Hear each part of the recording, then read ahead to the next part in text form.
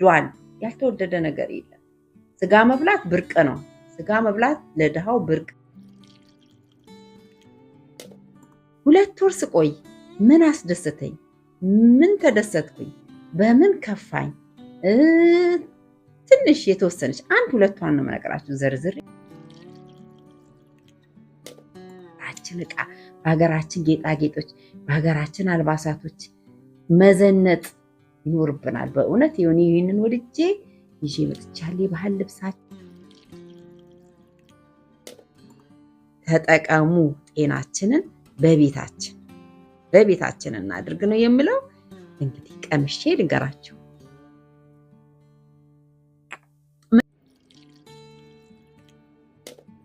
ይቺ የባህል አልባሳት፣ ይሄ ልብስ፣ ያሳመረ ልብስ የት ሀገር ነው? አገሩን ጠቁሙኝ፣ ጻፉልኝ በኮመንት ስር። በጣም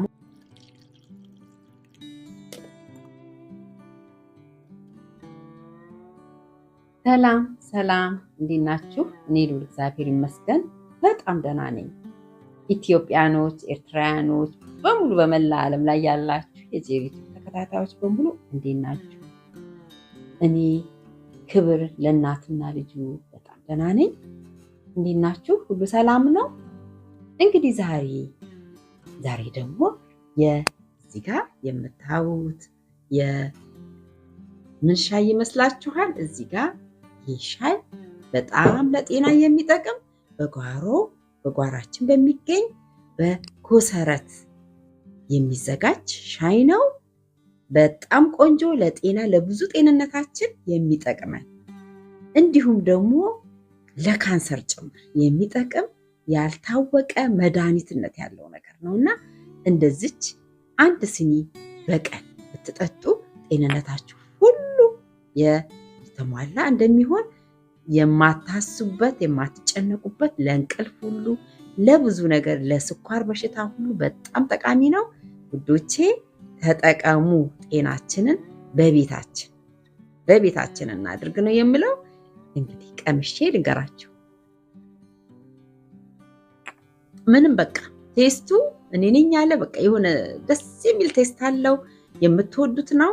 እንደገና ስኳርም ማርም መጨመር ትችላላችሁ ከፈለጋችሁ። ካልፈለጋችሁ እንዲሁ ባዶውን አሁን እንደዚህ ባዶውን የምጠጣው ማለት ነው። ጠቃሚ ነገር ነው። አዘገጃጀቱን መጨረሻ ላይ ከዚህ ቪዲዮ ከንግግሬ መጨረሻ ላይ አሳያችኋለሁ። በጣም በቀላሉ ዘዴ ነው የምንጠቀመው። ተጠቀሙ፣ ይጠቅማችኋል ውዶቼ። እና ዛሬ ከኢትዮጵያ 2 ወር ቆይቼ ከኢትዮጵያ መጥቻለሁኝ። ኢትዮጵያችን ሀገራችን የእውነት አሁን 4 ቀን ሊሆነኝ ነው። እንዴት እንደሚናፍቀኝ በጣም ነው የሚናፍቀው ኢትዮጵያ። እና 2 ወር ስቆይ ምን አስደሰተኝ? ምን ተደሰትኩኝ? በምን ከፋኝ? ትንሽ የተወሰነች 1-2ቷን ነው የምነግራችሁ። ዘርዝሬ ሁሉን ለመናገር ቪዲዮ አይበቃም። 2ቷን ነገር እነግራችኋለሁ ማለት ነው። ከዛ በፊት ግን ይሄ እዚህ ጋር የለበስኩት ይሄ ጌጥ ይሄ ልብስ የት ሀገር ባህል ልብስ ነው? እስቲ ንገሩኝ። የምታውቁ በኮመንት ስር ጻፉልኝ። የት ሀገር ልብስ ነው? እንዴት እንደሚያምር ጌጡ፣ እንዴት እንደሚያምር ልብሱ፣ ሙሉን ደግሞ ብታዩት እንዴት እንደሚያምር በእውነት የምትወዱት እስቲ በኮመንት ስር የምታውቁ ጻፉልኝ። የት ሀገር ልብስ ነው? የት ሀገር ጌጥ ነው? እኛ እኮ ኢትዮጵያኖች በባህል ልብስ፣ በባህል ምግብ ያልተሰጠን ነገር አለ እንዴ? የሌለ ነገር እኮ የለም ውዶቼ።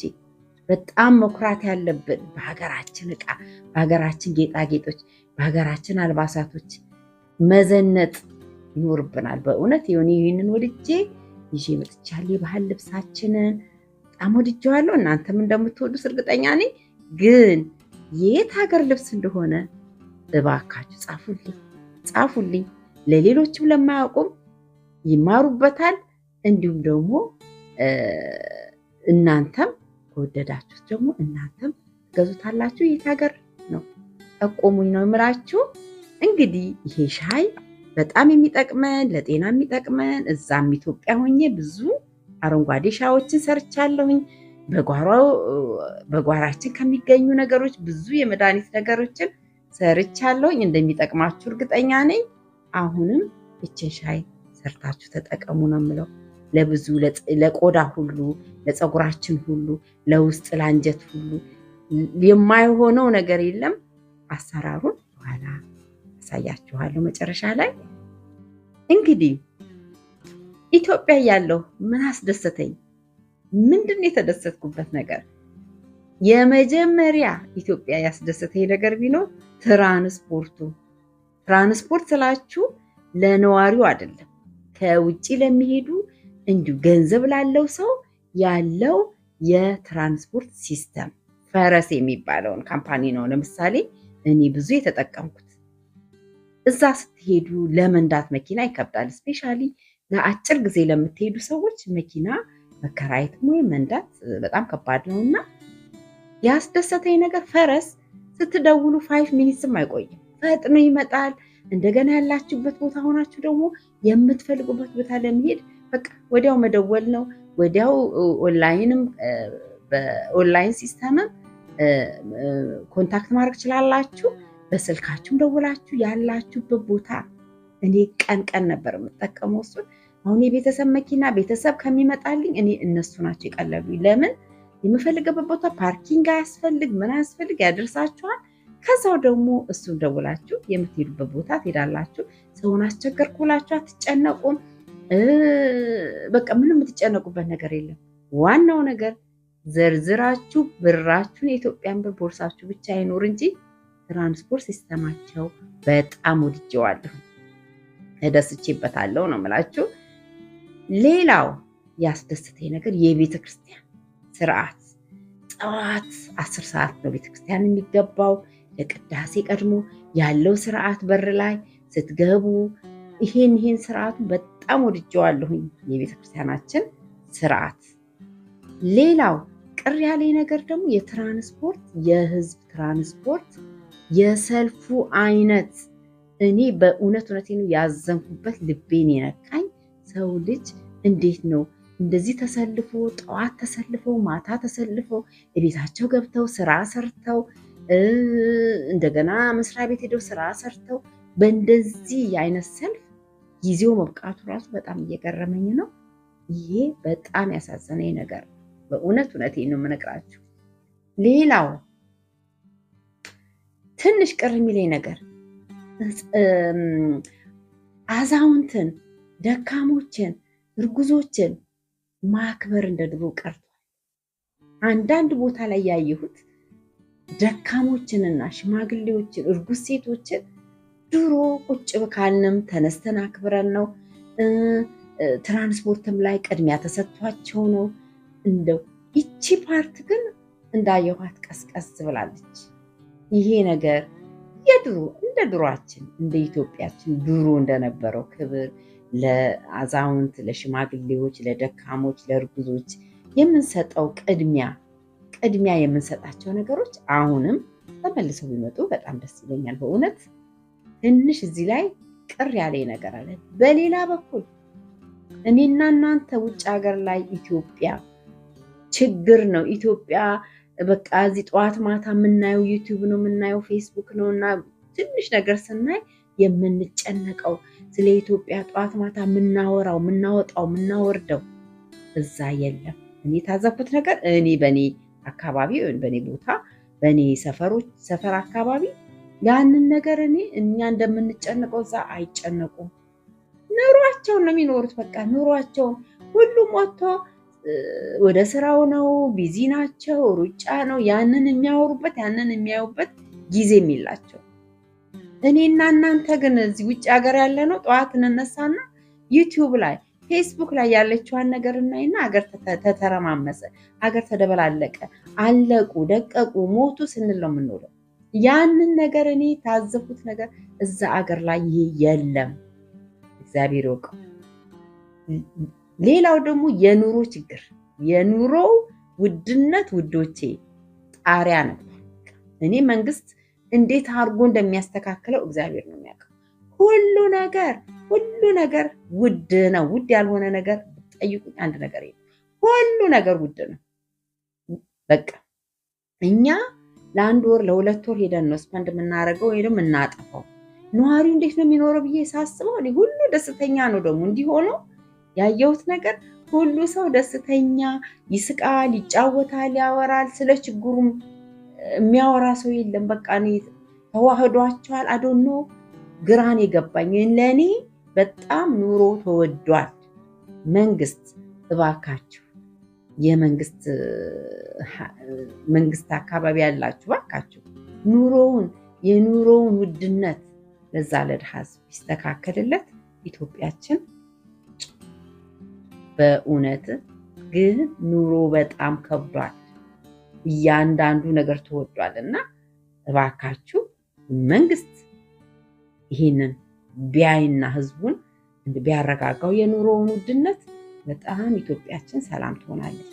ሌላው ደግሞ የትራንስፖርት ሲስተም የመንግስት ሰራተኞች ማንኛውም ሰው ብቻ የፓብሊክ ትራንስፖርት ተጠቃሚዎች ያለው ሰልፍ ያለው እንግልትነት እኔ በእውነት በፊልም እንጂ ሪል አይመስለኝም። በጣም የሚገርም ሰልፍ ነው ያለው። እኔ ሰው ስራ ሰርቶ እቤቱ ገብቶ እንደገና ጠዋት ተመልሶ ግራ የሚያጋባ ነገር ነው። እንዴት ይሄ ሁሉ ሰው እንዴት ነው እንዲህ በየቀኑ የምታዩት ያን መጉላላት ነውና እኔ በዛ በጣም አዝኛለሁ። እኔ ለአንድ ወር ለሁለት ወር ያለኝን እየከፈልኩኝ የምሄድበት የምወጣበት እንደፈለግኩኝ ተጠቅሜያለሁ። ለእኔ የተደሰትኩት። ለሀገሬ ህዝብ ግን ለኢትዮጵያ ህዝብ ግን ለአዲስ አበባ ላይ ያለ ህዝብ ግን በጣም በትራንስፖርት እየተጎዳ ነው። ኑሮ በጣም እየተወደደበት ነው። እባካችሁ የመንግስት ባለስልጣኖች እባካችሁ ከቻላችሁ የኢትዮጵያ ኑሮ አረጋጉላቸው። እባካችሁ ትንሽ ወረድ ይበል። ሁሉ ነገር ተወዷል። ያልተወደደ ነገር የለም። ስጋ መብላት ብርቅ ነው። ስጋ መብላት ለድሃው ብርቅ ነው። እንደውም ይሄ ጾም ኢትዮጵያ ውስጥ ጾም በየጊዜው ጾም የሚመጣው ጾም ህዝቡን ችሎታል እንጂ ስጋ በጣም ተወደዋል። ብዙ የተወደዱ ነገሮች አሉ። መንግስት እባካችሁ አስተካክሉልን። ይህንን የኑሮ ነጋዴዎቹን እንደፈለጉ የሚሸጡትን ትንሽ ቅጣት ሰጧቸው ጥሩ ነው ብዬ አስባለሁኝ። ሌላ ግን እንግዲህ በጣም የሚገርመኝ ነገር ሁሉ ሰው ደስተኛ ነው። ሲወጣ ሲገባ የራበውም የጠማውም የተቸገረውም ሰው መንገድ ላይ ስታዩት በጣም ደስተኛ ነው። እኛ እዚህ እየበላን እየጠጣን ጭንቀት ስትረስ ይዘናል። እዚህ ስትረስ ውስጥ እንሞታለን። እዛ ግን ስትረስ የሚባል ነገር የለም።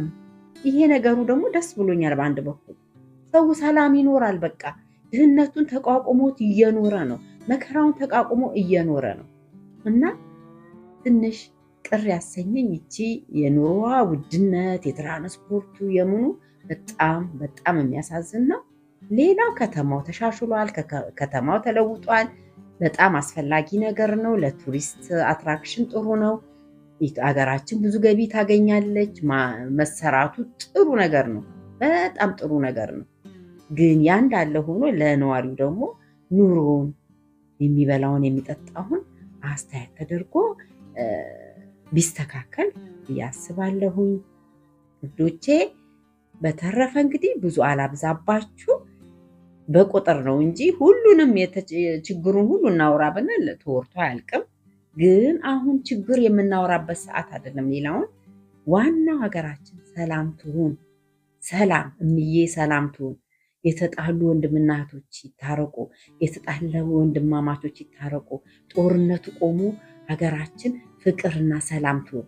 ከዛ በኋላ ኑሮን ክሽበት የትራንስፖርቱን እየተስተካከለ ይሄዳል አይደለም እና ዋናውን መጸለይ ያለብን መታገል ያለብን ሀገራችን ሰላም እንዲኖር ጦርነት እንዲጠፋና ሀገር ሰላም እንዲሆን እዛ ላይ ነው መበርታት ያለብን እንጂ ችግሩ መዓት ነው። ችግሩ እንዳለ ሆኖ እንጸልይና ሰላምን ለማምጣት ሁላችን ከተጣላነው እንታረቅ፣ ይቅርታ እንበል፣ ይቅርታ እንደራረግ፣ ያስከፋንን ይቅር እንበል። እንዲሁም ደግሞ ያስከፋ ነው ካለ ወርደን ይቅርታን ጠይቅ። በእንደዚህ ይቅር በመባባል ሀገራችንን ወደ ሰላም ብንመልሳት ቅድሚያ ጥሩ ነው ብዬ አስባለሁ። አላብዛባችሁ። ሻይ እንግዲህ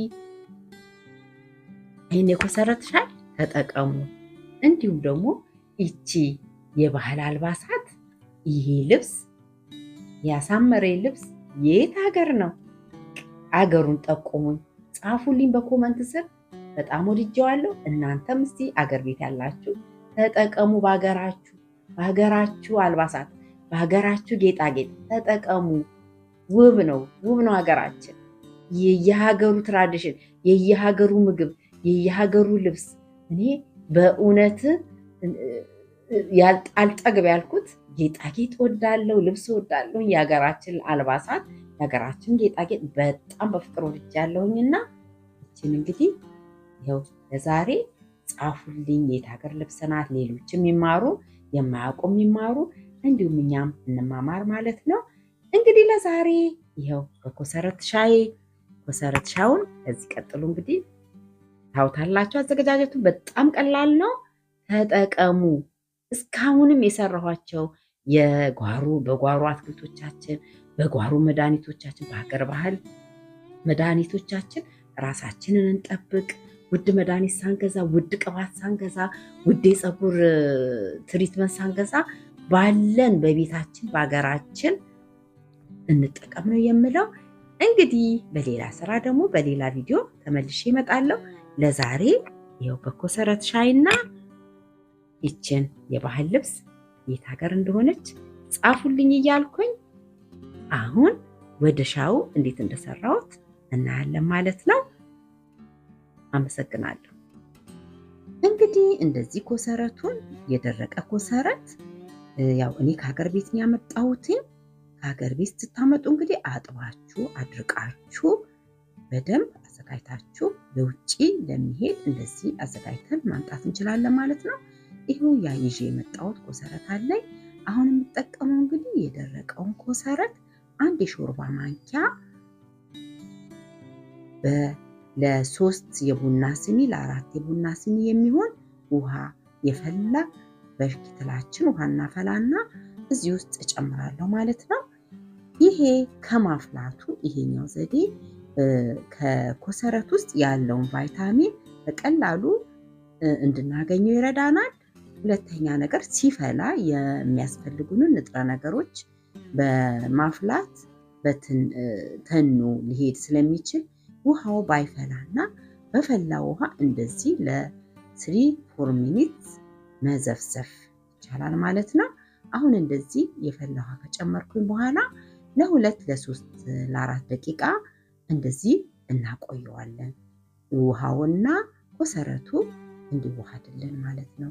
ይህ የኮሰረት ሻይ ለልብ ድካም፣ ለድርቀት እንዲሁም ደግሞ ለሆድ ፋትን ለማጽዳት፣ ለስኳር በሽታ፣ ለብዙ ጤንነታችን የሚጠቅመን ስፔሻሊ ስኳር በሽታን የስኳር ደምን ለማስተካከል በጣም ይረዳል።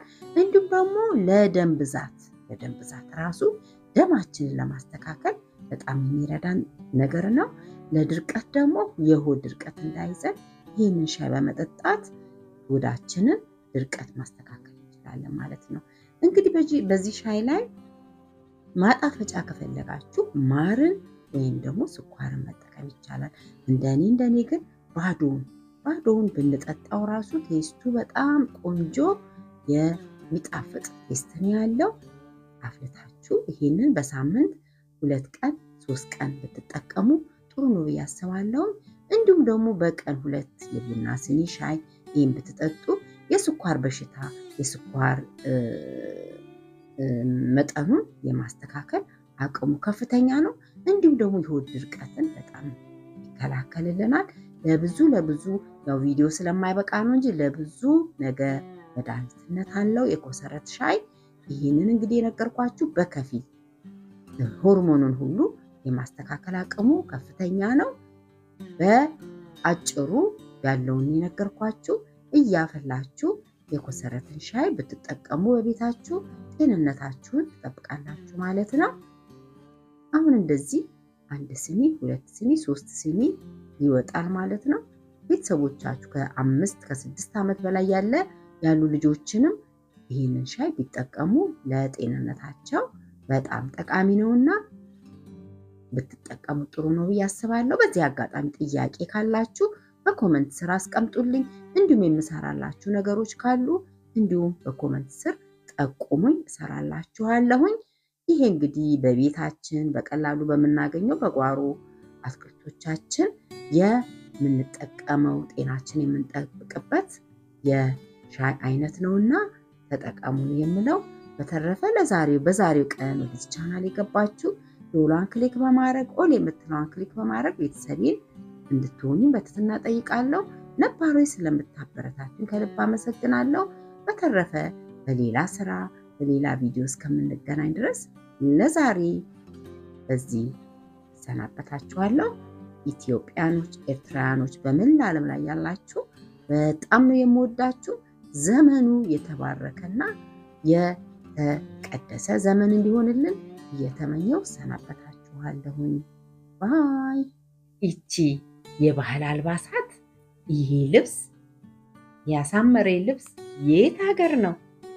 አገሩን ጠቁሙኝ፣ ጻፉልኝ በኮመንት ስር። በጣም